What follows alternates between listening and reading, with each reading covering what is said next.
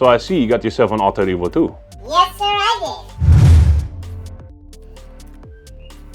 did. Nah, cool cat. There are a few things you have to do before we fly. What? First, we need to make sure that we remove all the stickers that come from the factory. Obviously, we opened the drone already, so that's why you put blue tape, just to give an example. But they are everywhere, on the sensors, on the battery, and also on the gimbal.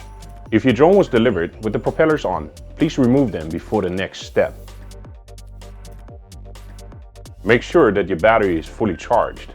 You can figure that out by pressing the button once and checking the battery status.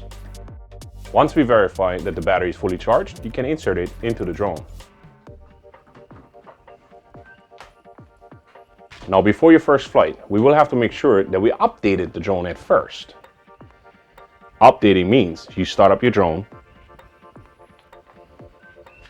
you start up your controller,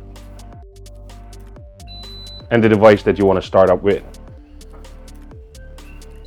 There will be 3 ways that you can update the drone. The first one is the complicated way. The first way is that you research which drivers are the most stable drivers. You will be able to find them either on autelpilot.com or on the official website.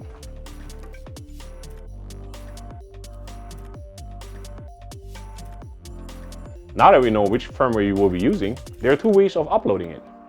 One is via Wi-Fi.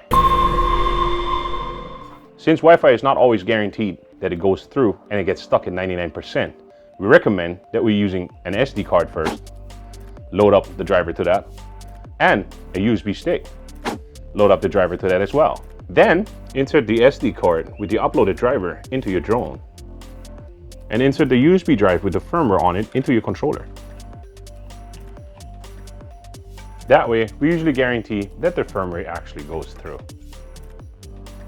Next on the list would be a compass calibration, but for that, we need to remove the gimbal cover as well. And always remember that you will have to find a big open spot to calibrate your drone.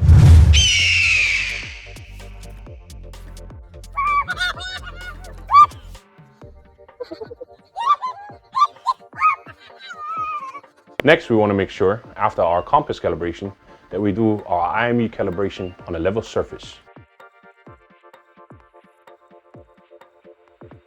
And follow the steps through requested by the IMU calibration on your Autel app.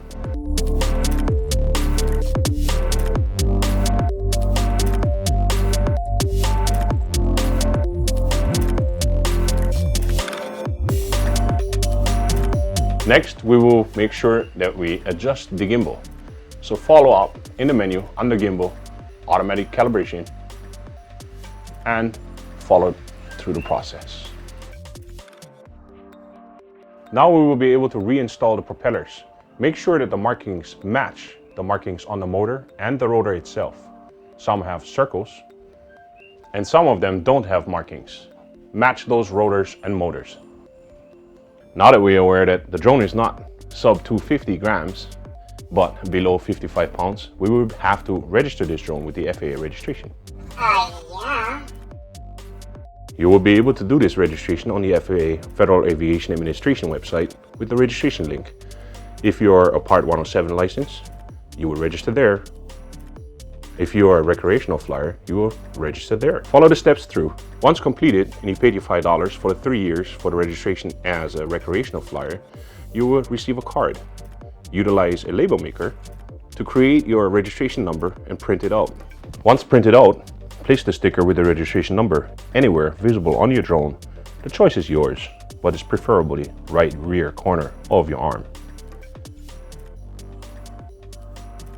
Now that all these steps are completed, we will be ready for our first flight.